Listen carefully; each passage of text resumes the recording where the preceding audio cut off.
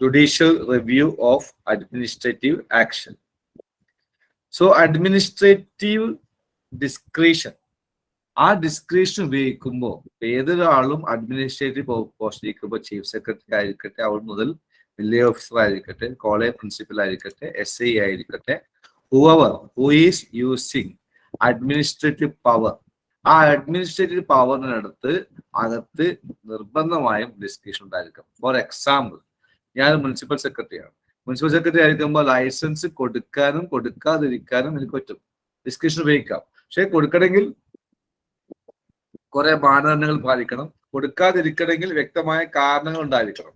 അപ്പോ ചില ഘട്ടങ്ങളിൽ ബിൽഡിംഗ് പൊളിക്കാനോ ചില ഘട്ടങ്ങളിൽ പൊളിക്കാതിരിക്കാനോ ഒക്കെ പറ്റും.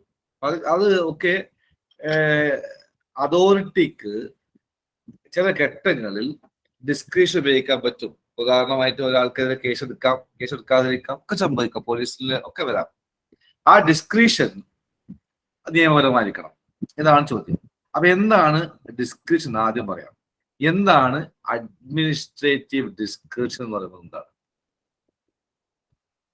പലപ്പോഴും ഒരു തീരുമാനങ്ങൾ എടുക്കേണ്ടി വരും. ഉദാഹരണം, നിങ്ങൾ ഒരു പോളിംഗ് ഓഫീസറാണ്. നിങ്ങൾ പോളിംഗ് ഓഫീസർ ആണെങ്കിൽ ചിലപ്പോൾ ഒരാളുടെ മീൻസ് പ്രിസൈഡിങ് ഓഫീസറാണ്.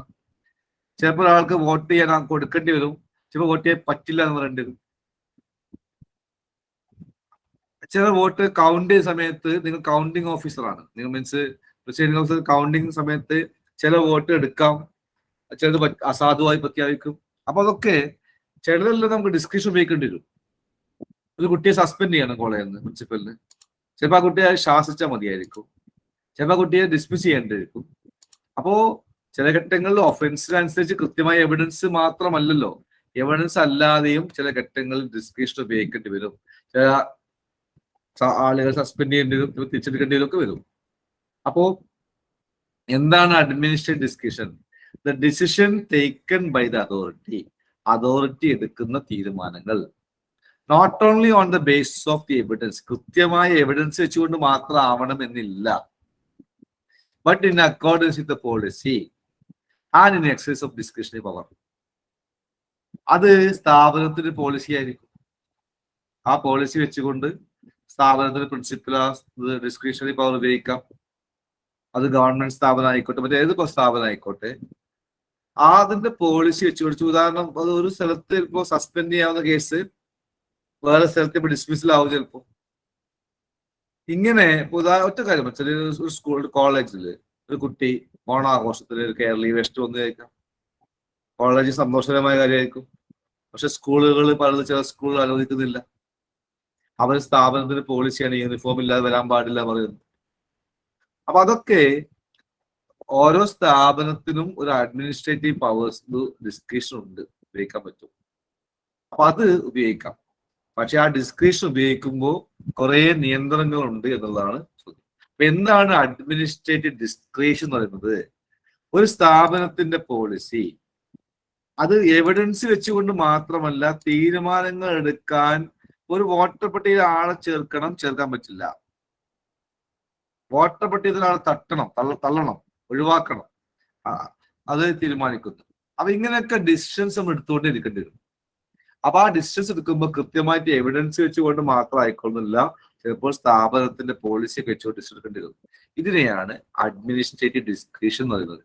അപ്പൊ ഡിസ്ക്രിപ്ഷൻ ഉപയോഗിക്കും. പവർ കൂടുന്തോറും ഡിസ്ക്രിപ്ഷൻ ഉപയോഗിക്കേണ്ടി വരും. മുകളിലേക്ക് പോകുമ്പോഴൊക്കെ പലപ്പോഴും ഡിസ്ക്രിപ്ഷൻ ഉപയോഗിക്കണം. ഒരു വിവരാവകാശ പരാതി വന്നു, വിവരാവകാശത്തിന്റെ ഒരു കംപ്ലൈന്റ് വന്നു. അപ്പൊ നിങ്ങൾക്ക് ഏതെല്ലാം കൊടുക്കണം, ഏതെല്ലാം കൊടുക്കേണ്ട, ഡിസ്ക്രിപ്ഷൻ ഉപയോഗിക്കണം. അപ്പൊ അങ്ങനെ ഡിസ്ക്രിപ്ഷൻ ഉപയോഗിക്കുന്ന സമയത്ത് എന്തെല്ലാം ശ്രദ്ധിക്കണം എന്നതാണ്. അപ്പൊ ഇതാണ് അഡ്മിനിസ്ട്രേറ്റീവ് ഡിസ്ക്രിപ്ഷൻ എന്ന് പറയുന്നത്. ചിലപ്പോൾ ഒരാള് പോളിസി എന്ത് ചോദിച്ചാലും കൊടുക്കുക എന്നുള്ളതായിരിക്കും, നമ്മളെന്താ മറച്ചു വെക്കുന്നത്, എല്ലാം കൊടുക്കുക എന്നുള്ളതായിരിക്കും വിവരാവകാശം. ചില ആളുകൾ പറയും എല്ലാം കൊടുക്കണ്ട, ആവശ്യമുള്ള മാത്രം കൊടുത്താൽ മതി, സ്ഥാപനത്തിന് എല്ലാ കാര്യങ്ങളും കൊടുക്കേണ്ട ആവശ്യമില്ല, നമുക്ക് അത്ര സമയമില്ല, നമുക്ക് മറ്റു കാര്യങ്ങൾ ചെയ്യണം എന്ന് അങ്ങനെ പറയുന്നുണ്ടാവും. അപ്പോൾ ഇതാണ് ഡിസ്ക്രിപ്ഷൻ എന്ന് പറയുന്നത്. ശരി, ഇനി എന്താണ് ജുഡീഷ്യൽ റിവ്യൂ? നമ്മളെ question subject judicial review of administrative action എന്നാണ്. അപ്പൊ ജുഡീഷ്യൽ റിവ്യൂ എന്താ? ഒരു കോടതിയുടെ പവറാണ്, the power of a court to hold unconstitutional to hold unenforceable, to hold illegal, to hold invalid എന്നൊക്കെ പറയാൻ പറ്റുന്ന ഒരു കോടതിയുടെ അധികാരമാണ് ജുഡീഷ്യൽ റിവ്യൂ. അതൊരു ലോ ആയിക്കോട്ടെ, അതൊരു ഓർഡർ ആയിക്കോട്ടെ, അത് ലെജിസ്ലേച്ചറിലേക്ക് നിയമമായിക്കോട്ടെ, അത് ഏതെങ്കിലും ഉദ്യോഗസ്ഥരുടെ ഉത്തരവായിക്കോട്ടെ, or any action by public authority, ഒരു പബ്ലിക് അതോറിറ്റിയുടെ എന്തെങ്കിലും ആക്ഷൻ ആയിക്കോട്ടെ, which is inconsistent with the basic law of the land. If that order made by that public authority is inconsistent with the basic principle of law, the court will strike it off. No doubt. The court will say that that is unenforceable, that is illegal, that is invalid, that is unconstitutional. ഇങ്ങനെ പറയുന്നതിനെയാണ് judicial review എന്ന് പറയുന്നത്. എന്ന് വെച്ചാൽ കോടതി ഇടപെടും. നമ്മൾ അനാവശ്യമായിട്ട് ഒരാളെ ഒരു ഡിഫറൻഷ്യലി ഏബിൾഡ് ആയ പേഴ്സൺ ആണ്, അയാൾ പരാതി കൊടുക്കുന്നു, നമ്മൾ ആ പരാതി തള്ളിക്കളയുന്നു കേൾക്കാം. അപ്പൊ അതിനകത്ത് ഞാൻ ആ പരാതി തള്ളിക്കളഞ്ഞ കാര്യം ഒരു പബ്ലിക് പോളിസിക്ക് എഗെയിൻസ്റ്റ് ആണ് വിചാരിക്കാം. ഉദാഹരണം പറയട്ടെ, ഒരു കുട്ടി വന്നു ലോ കോളേജിൽ. അപ്പൊ ലോ കോളേജിൽ 2 വർഷം മുമ്പ് നിർമ്മിച്ച ബിൽഡിംഗ് ആണ് വിചാരിക്കും. അപ്പൊ റാമ്പ് വേണമെന്ന് പറഞ്ഞു. അപ്പൊ ഡിഫറൻഷ്യലി ഏബിൾഡ് കുട്ടിയാണ് വന്നത്. അപ്പോൾ നമ്മൾ പറഞ്ഞു റാമ്പൊന്നും ഇല്ലല്ലോ, സൗകര്യത്തിൽ മതി എന്ന് പറഞ്ഞു. അപ്പൊ അവിടെ ആ കുട്ടിക്ക് പരാതി കൊടുക്കാം, അപ്പൊ കോടതി ഇടപെടാം. അതേ കുട്ടി നടക്കാൻ പ്രയാസമുള്ള കുട്ടി, ആ കുട്ടി പറഞ്ഞു എക്സാം ഹാൾ നമ്മൾ 5ാം നിലയിലാണ്, ലിഫ്റ്റ് ഇല്ല, കുട്ടി പറഞ്ഞു എനിക്ക് മുകളിലേക്ക് കയറാൻ കഴിയില്ല, താഴെ വേണം, പ്രിൻസിപ്പൾ പറയുന്നു ആകാൻ പറ്റില്ല, ഇഷ്ടമുള്ളത് ഞങ്ങൾ ഭാഗത്ത് പോയി എഴുതണം എന്ന് പറയുന്നു. ആ കുട്ടി കോടതി പോകും. അപ്പൊ നമ്മൾ എവിടെയെങ്കിലും ഒരു ബേസിക് ലോ വയലേറ്റ് ചെയ്തിട്ടാണ്, if I am using my discretion violating any of the basic law of the land, the court will interfere, no doubt. അവിടെ കോടതി ഇടപെടാം. അതാണ് ജുഡീഷ്യൽ റിവ്യൂ പറയുന്നത്. ക്ലിയർ ആയിരുന്നു. First we discussed on administrative discretion. Now we are discussing on judicial review. Judicial review means the power of court to interfere, to make any public order illegal, irrelevant, unenforceable, unconstitutional, invalid എന്ന് പറയുന്നതിനെയാണ് judicial review പറയുന്നത്. Okay. Judicial review എങ്ങനെയൊക്കെ ആവാം? Judicial review are of 3 types. The judiciary can interfere and say that a law passed by the legislature of a state or a law passed by the legislature Indian Parliament is, judiciary can say that that law is invalid, that law is unconstitutional, that law is unenforced. Judiciary can say that, say like. So judiciary can say any law made by the Parliament of India or state legislature as unenforceable if it is inconsistent with the basic principles of law, basic position of law. ഇതാണ്. അപ്പൊ legislative action Indian parliament പാസ്സാക്കുന്നത് കൊണ്ടോ സംസ്ഥാന നിയമസഭ പാസ്സാക്കിയതുകൊണ്ടോ ഇനി 100% അംഗങ്ങൾ എല്ലാം എഴുന്നേറ്റ് കൈയടിച്ച് പാസ്സാക്കിയ നിയമമാണോ എന്നുള്ളതുകൊണ്ടൊന്നും പ്രശ്നമില്ല. അത് ബേസിക് പ്രിൻസിപ്പിളിനെതിരാണെങ്കിൽ judiciary can intervene, judiciary can interfere. That is known as judicial review of legislative action. നിയമസഭ പാർലമെന്റ് എടുക്കുന്ന തീരുമാനത്തിന് മുകളിൽ കോടതി ഇടപെടാം. Next, judicial review of judicial decision. Law passed by any of the inferior courts, the higher courts can rectify the mistake. The higher court can interfere. The higher court can say that that law is wrong, that position is wrong, that interpretation is wrong, that your direction is wrong, that your order is wrong. The higher authority, the higher courts, Supreme Court or high courts can say so. That ഇതല്ലേ സംഭവിച്ച കോഴിക്കോട് ജില്ലാ judge എഴുതിയ ഒരു വിധിയിൽ പറയുന്നു, ഈ പെൺകുട്ടിയും sexually provoked ആയ ഡ്രസ് ധരിച്ചിരുന്നു. So section 354 of the Indian penal code is not applicable. Sexually provoked ആയ ഡ്രസ് ധരിച്ചുകൊണ്ട് 354 അപ്ലിക്കബിൾ അല്ല എന്നുള്ളൊരു ഇന്റർപ്രിട്ടേഷൻ ഒരു ജില്ലാ ജഡ്ജി കൊടുത്തപ്പോൾ ഹൈക്കോർട്ട് ക്യാൻസൽ ചെയ്തു, അത് തള്ളി. മുൻകൂർ ജാമ്യം കൊടുത്തിട്ടുള്ള ആ തീരുമാനത്തെ ക്യാൻസൽ ചെയ്തു. That is known as judicial review of judicial decision. So High Court can interfere, Supreme Court can interfere into the judgments, into directions, into the orders, into the interpretations made by lower court. That is known as judicial review of judicial decisions. Then comes judicial review of administrative action. Administrative authorities from the bottom to top.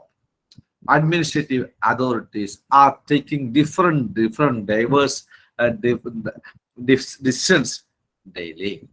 They use discretion. If that discretion is against the basic principles of law, the judiciary can interfere. That is known as judicial review of administrative action. So third point is, now we are discussing only on judicial review of administrative action. Now we are not discussing of judicial review of legislative action. We are not discussing now judicial review of judicial decision. Now we are discussing only on judicial review of administrative action. So what is the object of judicial review? Why judicial review is needed in the country? Why judiciary is necessary in the country? What's the need of judicial review? Why judiciary should interfere into the administrative action? There may be a chance of abuse of power. The power corrupts, absolute power corrupts absolutely by Lord acted.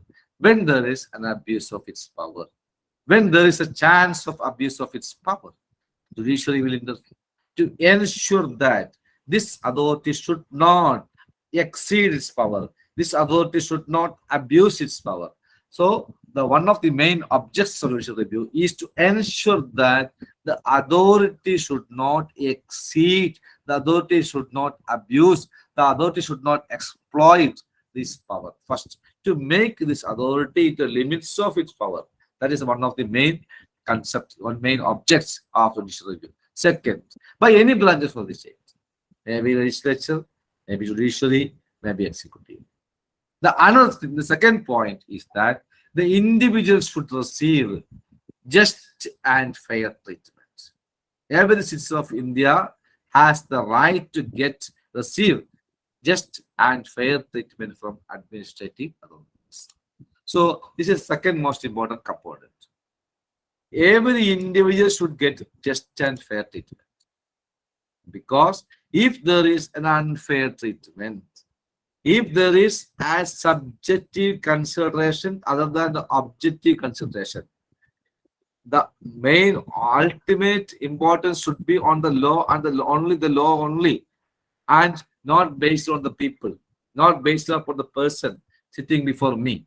I have the ultimate object is to make this law perfect, to get all persons just and fair treatment objectively and not subjectively.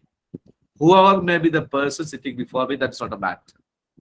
I have the matter only depends upon the exact law and law only. So if I make an unfair treatment, the unfair action against any of the person, the judiciary will make it right. So unfair action must be set right by judicial review. The purpose of judicial review is to make an unfair action into a fair action. This is the purpose of judicial review. So the purpose of judicial review is to ensure that the administrative authority does not abuse its power.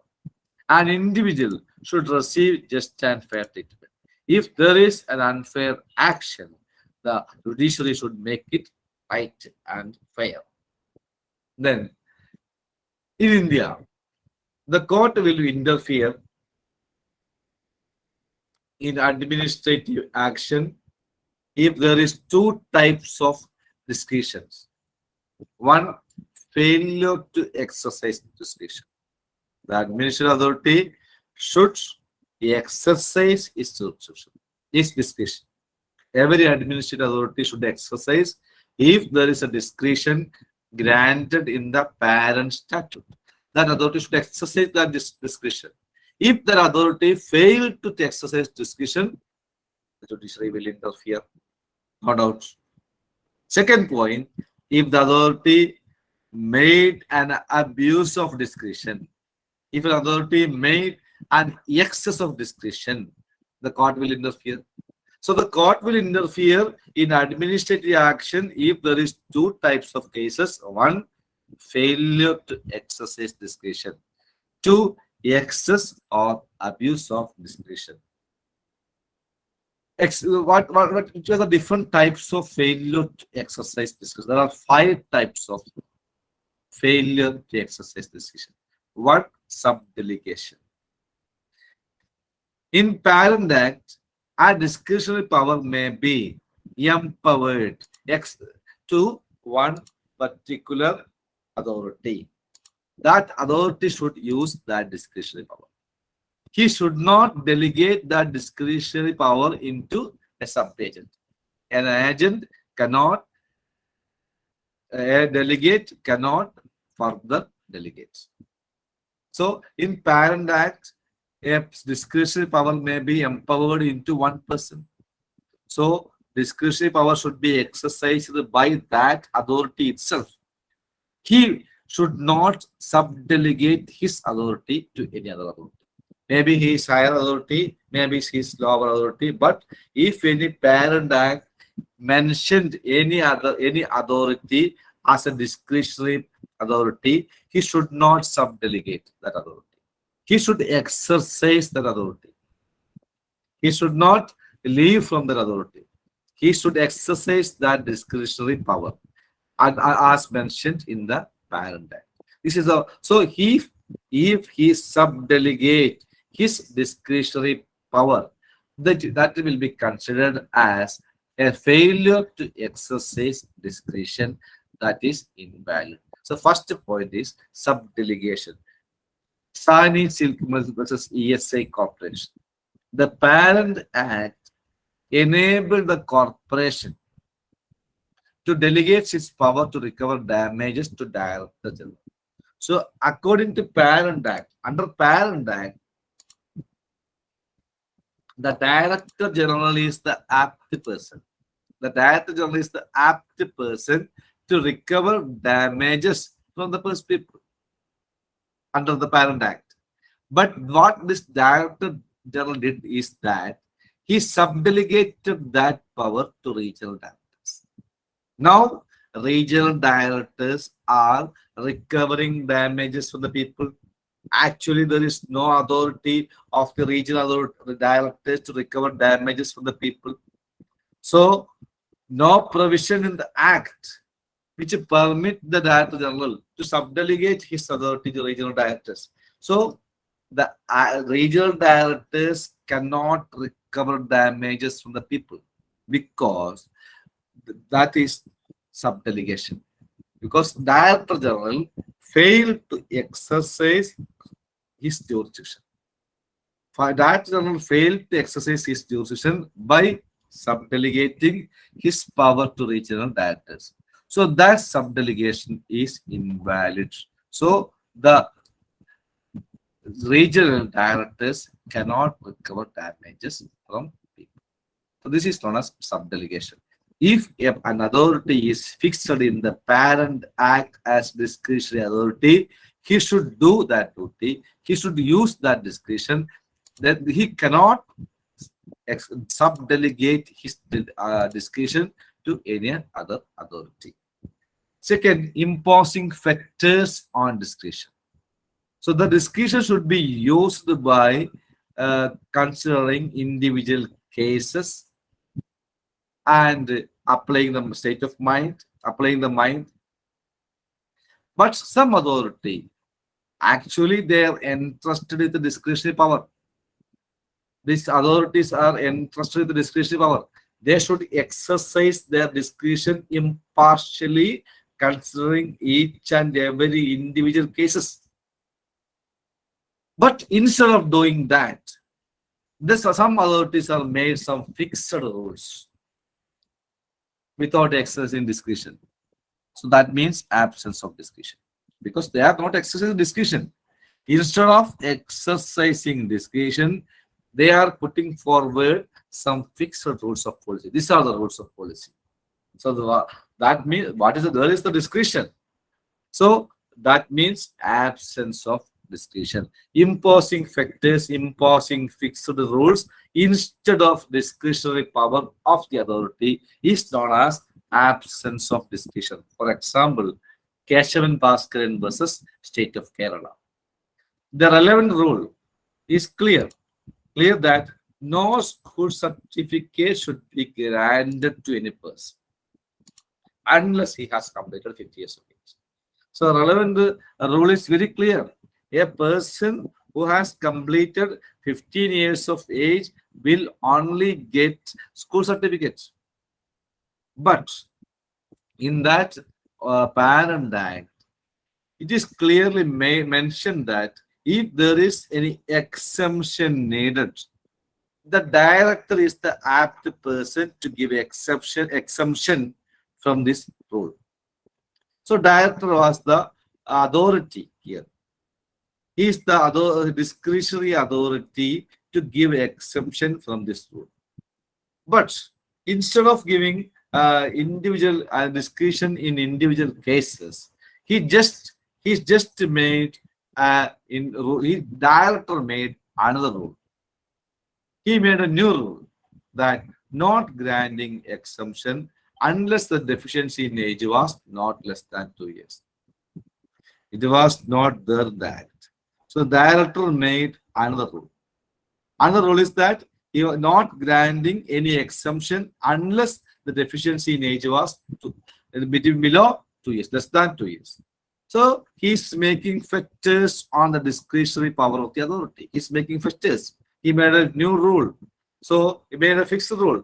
That means there is absence of discretion. The court held that this rule was contrary to law and held the rule was invalid.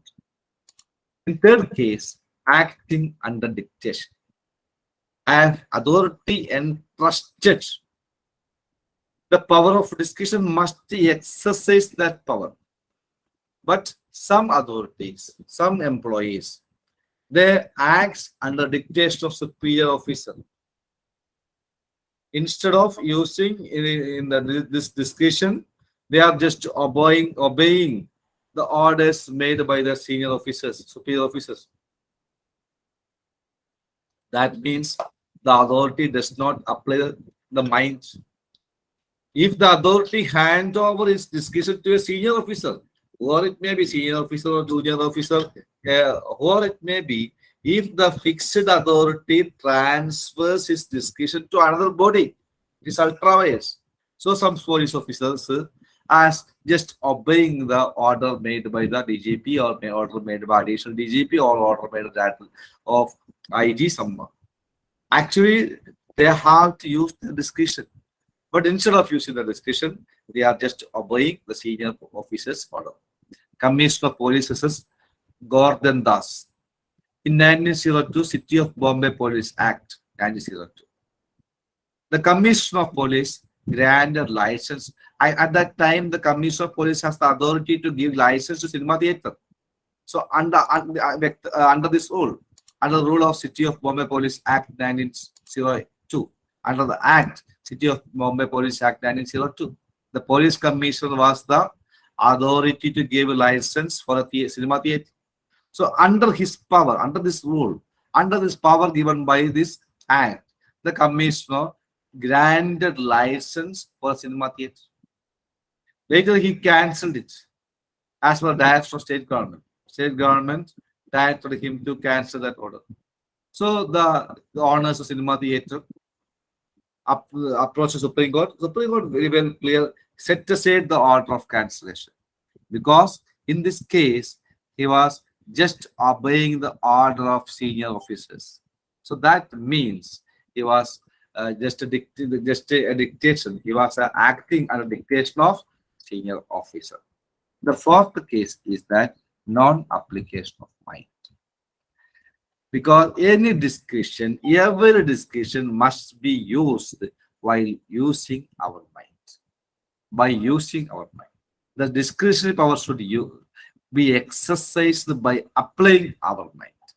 And our facts and circumstances of cases are different. So we have to keep in mind the different facts and circumstances and applying our mind. Then only we will exercise discretionary power. If this condition is not satisfied, that means there's a not application of mind. The authority just acting mechanically without using his mind. That means there is no discretion. Case Emperor versus Sibnath Banerjee. An order of preventive detention was quashed because the order was a mechanical order. It had been issued in a routine manner. Police officers have given their recommendation. Home Secretary even not applied his mind. Whatever police officer had given, just obeying, just giving assent to the report of the police officers. There are some officers in the department. They are just signing under the whichever written in the file. They are just giving signature, not applying the mind. So it's a preventive detention case. The officers made many recommendation, but the Home Secretary did not apply his mind. So that preventive detention was caused. The order of preventive detention caused by the Supreme Court. The fifth case of absence of discretion is power coupled with duty.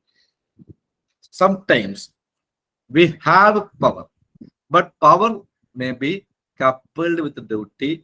There may be some permissive languages in the statute. Some statute uses some permissive languages. They use may. They use it shall be lawful.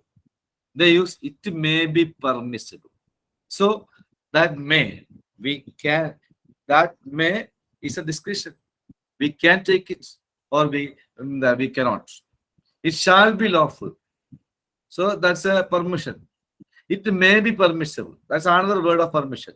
So in this case of permissive language, that means we have a power and also that power is coupled with the duty. The question is whether it is open to the authorities to exercise or not to exercise power at their seats. So there may be some permissive languages in the statute. In that permissive languages, the authorities should exercise their duties. So that powers are coupled with the duty. The Ratlam municipality case, you know that. Some residents of Ratlam municipality moved to subdivisional magistrate under section 133 of Criminal Procedure Code. The purpose was to remove the nuisance, to clear the drainages, to clear a lot of issues in the municipality. So magistrate issued many directions to clear this public nuisance. But the municipality filed appeal. At last, that case reached before the Supreme Court. Justice P.R. Krishna said that there is a public duty implicit in the public power to be exercised on behalf of the public. So, this public power means there is a public duty also. This public power is in this public power, that means a public duty is implicit. That should be exercised on behalf of the public. So these are the 5 cases. I once again repeat the 5 cases. I just mentioned the failure to exercise discretion. I will mention excess or abuse of discretion in the next class. Now I just mentioned only failure to exercise discretion. There are 5 types. 1, subdelegation. If there is subdelegation, that means you are not exercising your discretionary power. You just handed over your discretionary power to another person. Second, imposing fetters. You are just made mechanical rules of policy instead of using discretion. Imposing fetters, that means absence of discretion. Third one is acting under dictation. You are just obeying the orders of your superior officers and you are not exercising discretion. Now that means absence of discretion. The 4th case is non-application of mind. You have to keep in mind, you have to apply your mind into the every facts and circumstances before you, and then only you have to take in discretion. But if you are not applying your mind, that means you are just acting mechanically. That's a failure or absence of using discretion. The last case, there are some cases, power coupled with duty. The statute may give some permissive languages. In that case, you can use your discretion. So these are the point that I mentioned today only. Today, these are the points only. Judicial review, I just made this administrative action. I administer discretion, then judicial review, then different types of judicial review, then the object of judicial review. Then in court, the court will interfere in 2 cases. 1 case I mentioned today. There are the 5 types of failure to exercise discretion. And thank you very much. Next class we will discuss on excess or abuse of discretion. Thank you. The different news reported in Hindu, which I consider it has a constitutional importance. And the second issue reported by this Hindu, which is I think is a constitutional